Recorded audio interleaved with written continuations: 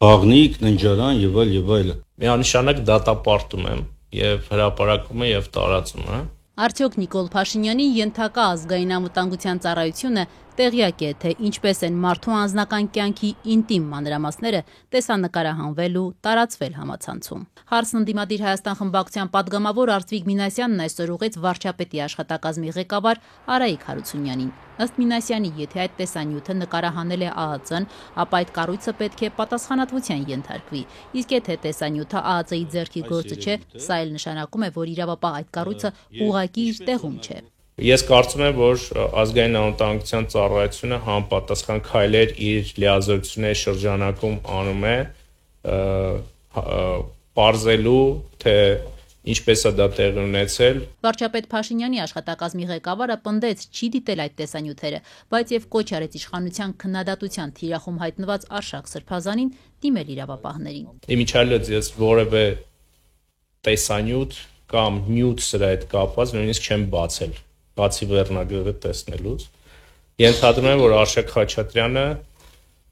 դիմաց կլինի իրավապահներին։ Իրավապահներին, մասնարապես գլխավոր դատախազությանը, հանցագործության մասին հաղորդում էր ներկայացրել ոչ թե Արշակ Սրբազանը, այլ Դանիել Իոաննիսյանի ղեկավարած իրազեկ քաղաքացիների միավորումը։ Հաղորդման մեջ նշվել էր, որ հոկտեմբերի 25-ին տելեգրամյան ալիքներից մեկը հրապարակել է տեսանյութ եւ կից տեքստ, որից պարզ է դառնում, որ գաղտնի կերպով տեսանկարահանվել է Արշակ Սրբազանի անձնական կյանքը ինտիմ մանրամասներով։ Կազմակերպությունը պահանջել էր քրեական վարույթ հարուցել մարդու անձնական կամ ընտանեկան գաղտնիք համարվող տեղեկությունը առանց նրա համաձայնության օգտագործելու եւ տարածելու հիմքով։ Դատախազությունը այս հաղորդումը միայն 4 օր անց այսօր ուղարկեց քննչական կոմիտե։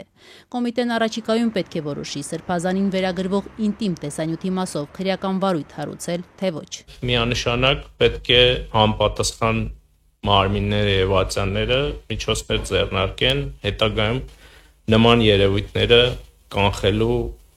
համար։ Իդեպ թե ԿՊԱ-ականները վերջին օրերին դատապարտում են անձամբ վարչապետի սուր քննադատության թիրախում հայտնված Արշակ Սրբազանին վերագրվող ինտիմ տեսանյութի տարածումը, սակայն ընդդիմադիր Արծվիկ Մինասյանը խորհրդարանում հարց բարձրացրեց, թե լուրեր են շրջանառվում, որ տեսանյութի տարածման ետևում հենց վարչապետի աշխատակազմում աշխատող անձինք են։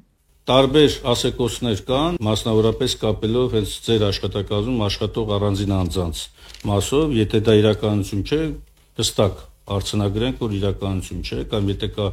բացահայտում, ապա հրապարակենք եւ այդ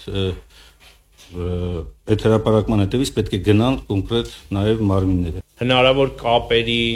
առնչությունների մասին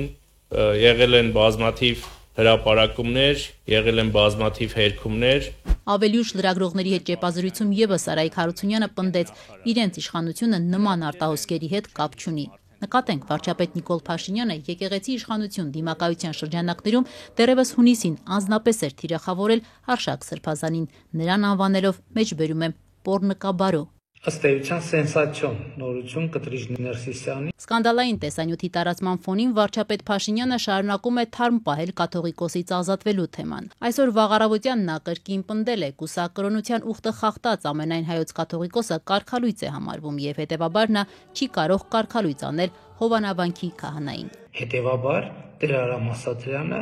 կարող է պատարագ մատուցել Հովանավանքում եւ ես ինչպես նախորդ կիրակի, այս կիրակի նույնպես Հովանավանքում մասնակցելու եմ Սուրբ եւ անմահ պատարագ։ Մայրաթորը կարգալույծ արված քահանայի մատուցած պատարագը անօրինական ճանաչելով երեք դարձյալ հիշեցրել էր Ստեփան Ասատրյանը իրավունք չունի լինել եկեղեցու խորանում, դիպչել եկեղեցու սպասքին, Սուրբ Ավետարանին եւ այլն։ Հայ առաքելական եկեղեցին հիշեցնում է իր կանոնագիրքը, ըստ որի եկեղեցուն չենթարկվող խռովարարներին պետք է հնազանդեցնել ու սանձերը քաշել։